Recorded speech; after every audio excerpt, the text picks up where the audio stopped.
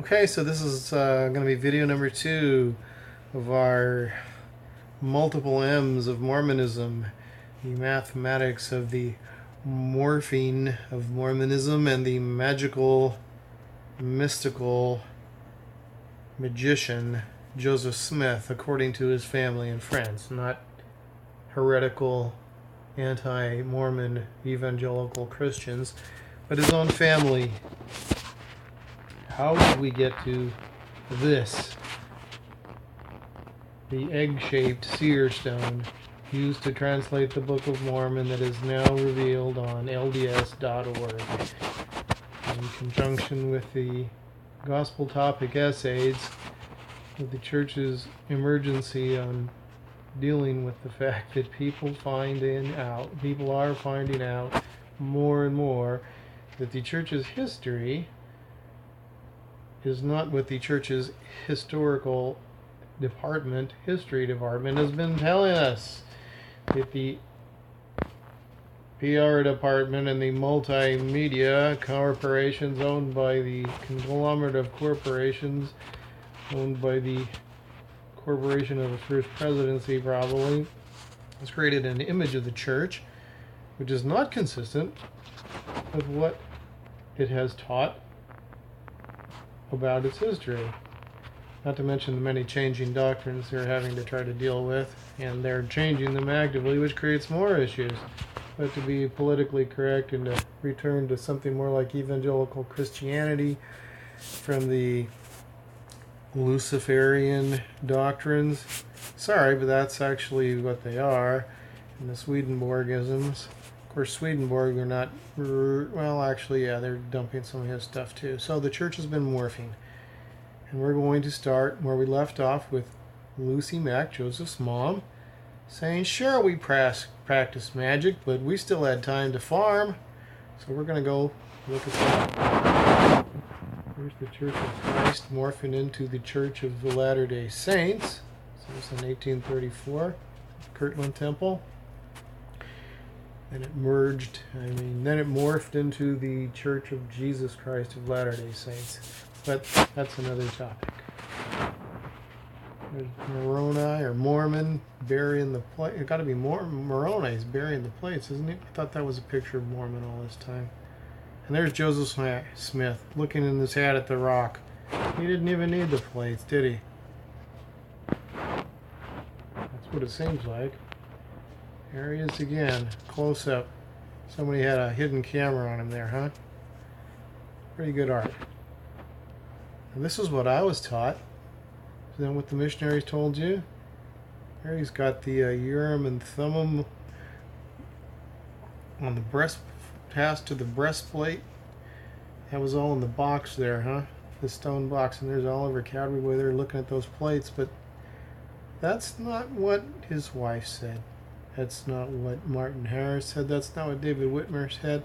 And even Oliver Cowdery said he was peeking in the hat. But he sounded like he might have been with the spectacles. Of course, he called the spectacles Urim and Thummim, and they all called the seer stone Urim and Thummim. So that's what they're looking at. The family that practices magic together stays together. It's kind of like family home evening.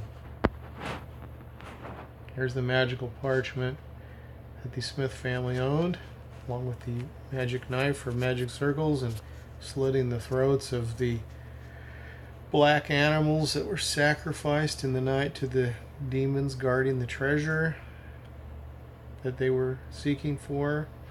The rock of the hat, Joseph Smith as the leader.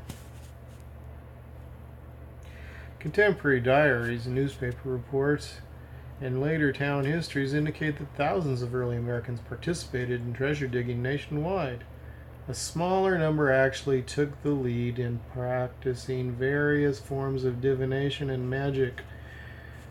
D. Michael Quinn found that in his research.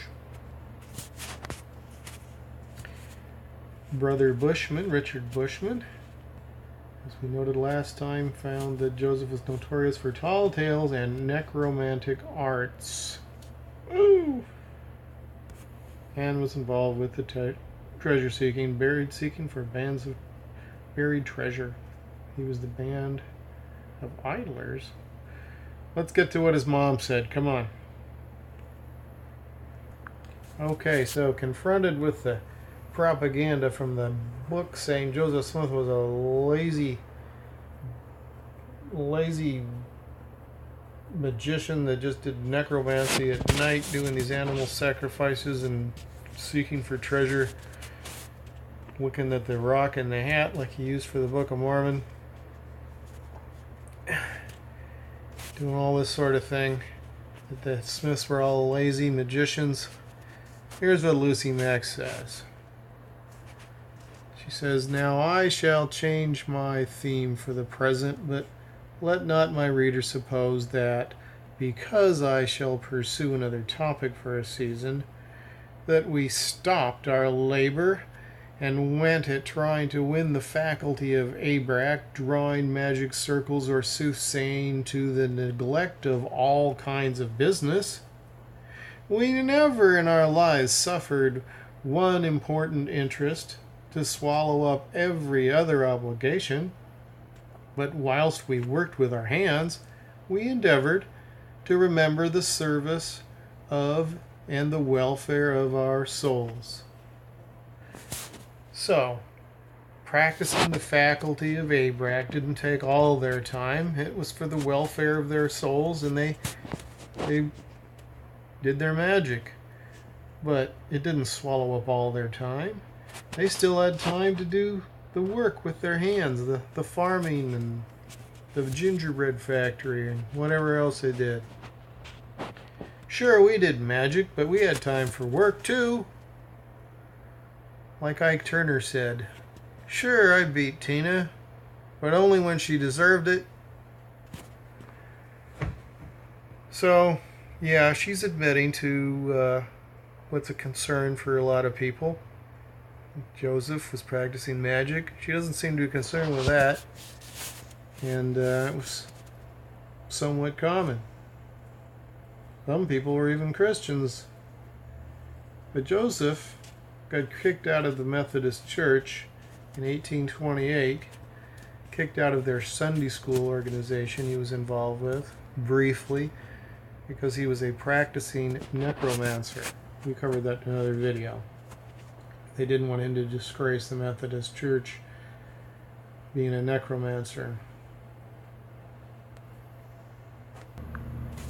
So how did all this, how did we get to here? How did we get to the rock in the hat? How did we get to the Smith family practicing magic? How did he get the seer stone? Well, here, let's start with that. He was a young fella. I think he was about 13. Joseph borrowed a stone. This was when I think he was about 13.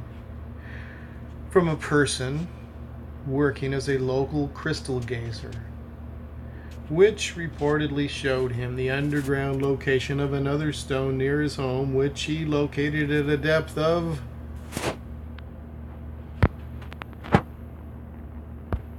about 22 feet, according to another story.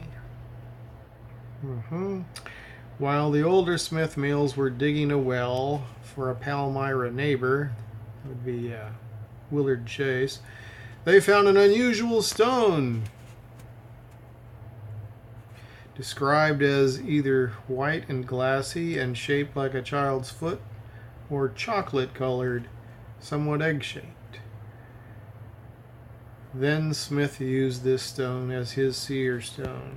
Well, actually, he had a couple of different seer stones, so they're kind of putting them together here, whoever wrote that. But Willard Chase was a neighbor, and they were digging a well there on his property, and there was a stone discovered, and Joseph put it in his hat and said he could see things. So he borrowed it from Willard Chase. Eventually Willard Chase wanted it back, and he says Joseph Smith wouldn't give it back, and he was angry about that. So he gave a testimony of that because he wanted to have a seer stone too. Here's an affidavit from Willard Chase.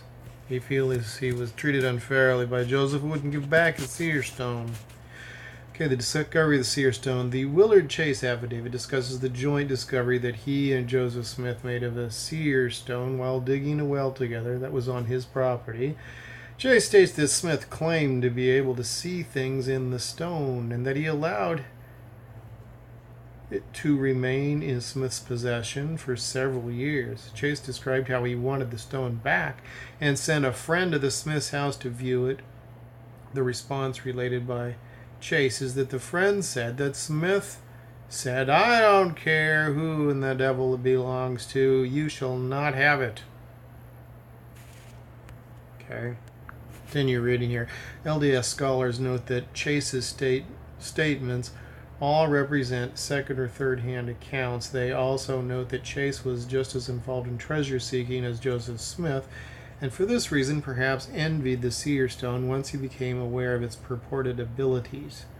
He wanted his stone back from Joseph. Joseph wouldn't give it back.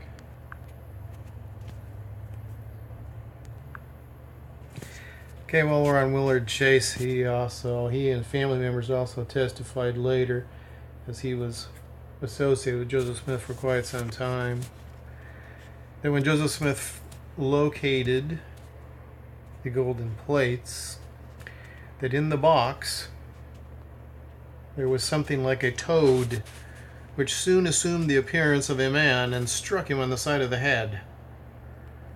Yep, pretty weird, huh? A relative of Chase said that it was an enormous toad, which turned into a flaming monster with glittering eyes. Anyway, this is kind of probably why the church bought the salamander papers and other things, because they were aware of this kind of history, and they didn't want that made public, so they bought it and hid it. Spent hundreds of thousands of dollars buying this stuff from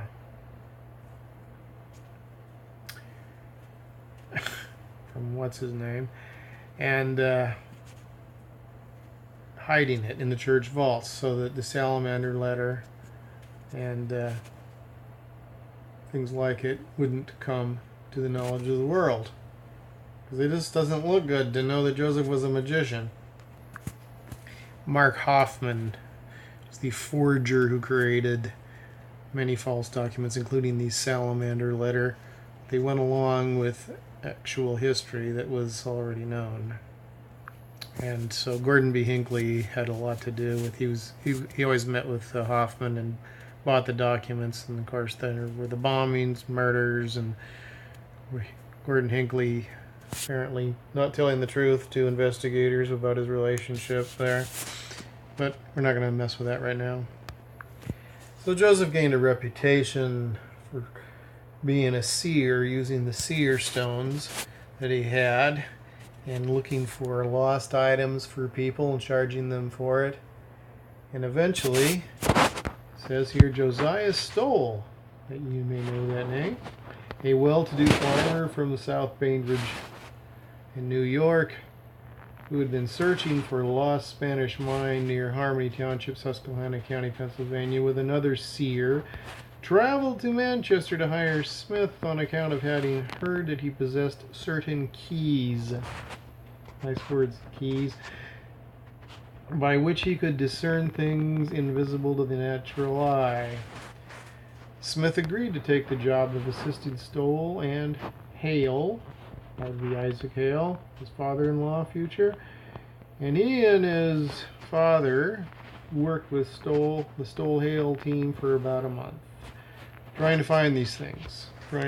So Josiah Stoll hired Joseph Smith, the famous seer from Palmyra, to come to his farm about 150 miles away to find the treasure he was seeking, the lost Spanish treasure. And Joseph stayed with Isaac Hale, who was also involved with the project, but Joseph was the seer. He was the seer using the seer stone that he put in the hat, and as his father-in-law would say it later, it was that same seer stone in the hat that he used to translate the Book of Mormon. after he eloped with his daughter. Anyway, the farmer's daughter story we'll get into on the next video. Stay tuned.